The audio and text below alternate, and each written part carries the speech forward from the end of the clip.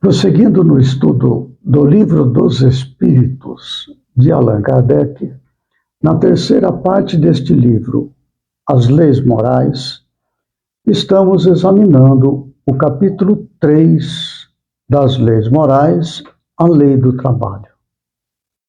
Neste vídeo, vamos examinar o tema Limite do Trabalho, Repouso.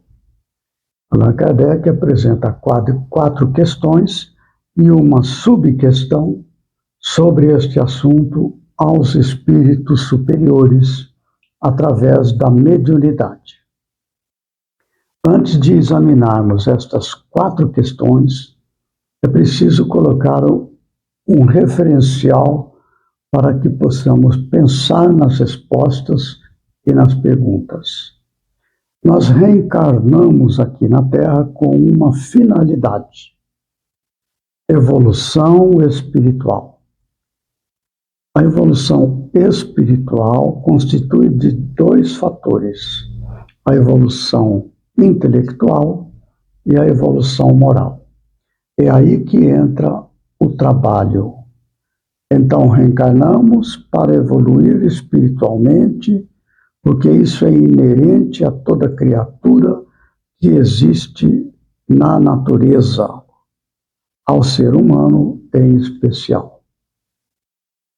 Questão 682. Sendo uma necessidade para todo aquele que trabalha, o repouso não é também uma lei da natureza? Sem dúvida, o repouso serve para a reparação das forças do corpo e também é necessário para dar um pouco mais de liberdade à inteligência, a fim de que se eleve acima da matéria. Aí está, evolução da inteligência. O repouso, ele faz parte deste cuidado que nós temos que ter para preservarmos um instrumento que nos leva ao progresso espiritual, finalidade da encarnação. É preciso, então, conservar, através do repouso, o corpo físico, porque o corpo físico nos permite o trabalho aqui na Terra. Questão 683. Qual o limite do trabalho? O das forças. Em suma, a esse respeito, deixa inteiramente livre o homem. Aqui está a grande dificuldade humana. Há o livre-arbítrio, a livre escolha. Se, por um lado, o desenvolvimento espiritual se obtém pelo trabalho remunerado e pelo trabalho voluntário, que são as oportunidades de evolução intelectual e moral que o trabalho proporciona, nós temos a liberdade de utilizar esta oportunidade da encarnação e trabalhar para a evolução, escolher se eu quero trabalhar ou quero dar vazão aos meus arrastamentos de natureza ainda primária, que estão muito fortes em nós, em nosso planeta. Nós somos tentados a satisfazer a preguiça, a má intenção, para escapar à oportunidade de trabalho, que é um impulso instintivo que, infelizmente, nos prende à matéria. Nós somos livres para fazer essa escolha. Esta é a nossa luta essencial. Mas trabalhar no limite das forças para tirar desta encarnação o máximo proveito espiritual e dar repouso para que o veículo que nos permite trabalho esteja sempre bem disposto. Questão 684. Que se deve pensar dos que abusam da sua autoridade impondo a seus inferiores excessivo trabalho. Isso é uma das piores ações. Todo aquele que tem o poder de mandar é responsável pelo excesso de trabalho que impõe a seus inferiores, porquanto, assim fazendo, transgride a lei de Deus. Por um lado, impondo aos outros excessivo trabalho, porque o outro tem necessidade de trabalhar para a sua subsistência e tudo mais. Essa pessoa, ela está alimentando o seu egoísmo, a sua indiferença para com o outro. Amar o próximo como a si mesmo, isto é a lei da natureza. E, por outro lado, está fazendo com que aquela pessoa que trabalha se desgaste fisicamente, reduzindo a sua oportunidade de trabalhar e evoluir intelectualmente e moralmente. E esta pessoa, então, ela responderá por isso, ela é responsável. Ela vai ter que dar conta disto perante a sua consciência e perante Deus. Questão 685. Tem o homem o direito de repousar na velhice? Sim, que a nada é obrigado, senão de acordo com as suas forças. Aí, dá uma vez, a questão: a nada é obrigado. Escolhas. Nós temos a liberdade de escolher, para que venhamos a ter o mérito ou o demérito da escolha. Não, a espiritualidade superior não interfere nesta misericórdia de Deus, a liberdade de escolher. Quem interfere nessa liberdade alheia são os espíritos inferiores, primitivos, muito apegados à matéria, ao instinto, ao egoísmo, ao orgulho. Os espíritos superiores não interferem de maneira nenhuma na liberdade de escolha. Questão 685A.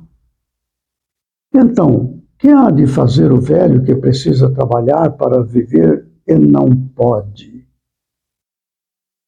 O forte deve trabalhar para o fraco.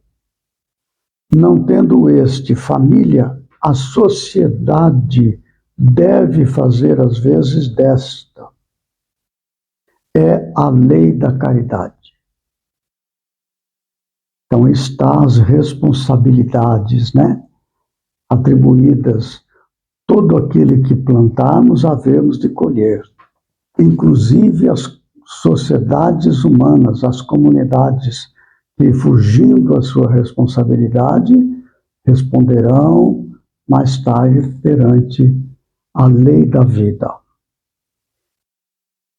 A seguir, Allan Kardec faz um comentário muito importante, tratando do trabalho que foi examinado em todo o capítulo 3º. Olha só que importante este comentário de Allan Kardec. Não basta se diga ao homem que lhe corre o dever de trabalhar.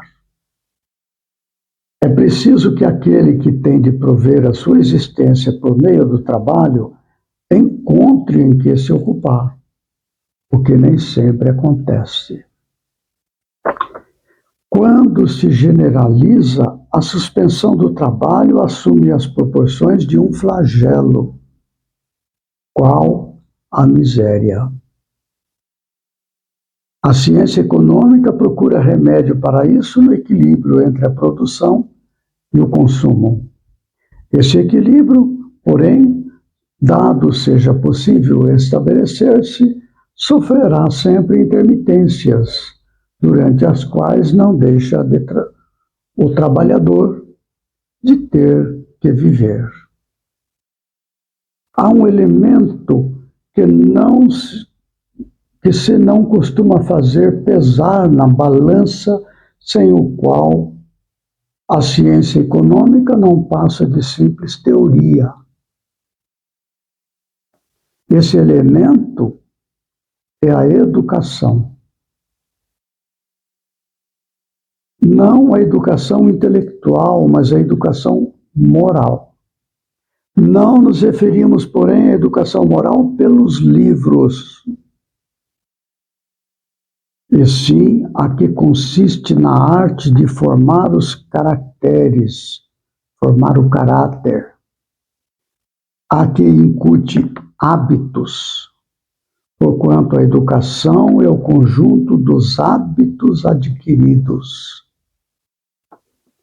Considerando-se a aluvião de indivíduos que todos os dias são lançados na torrente da população, sem princípios, sem freios e entregues a seus próprios instintos, serão de espantar as consequências desastrosas que daí decorrem? Quando essa arte for conhecida, compreendida e praticada, o homem terá no mundo hábitos de ordem e de previdência para consigo mesmo e para com os seus, de respeito a tudo o que é respeitável, hábitos que lhe permitirão atravessar menos penosamente os maus dias inevitáveis. A desordem e a imprevidência são duas chagas que só uma educação bem entendida pode curar. Esse é o ponto de partida, o elemento real do bem-estar, o penhor da segurança de todos. Olha, se não é uma receita para os desajustes que estamos observando na humanidade. Aí está. Eu vou repetir isto aqui. Quando essa arte da educação, da formação de hábitos, quando essa arte for conhecida, compreendida e praticada, o homem terá no mundo hábitos de ordem e previdência,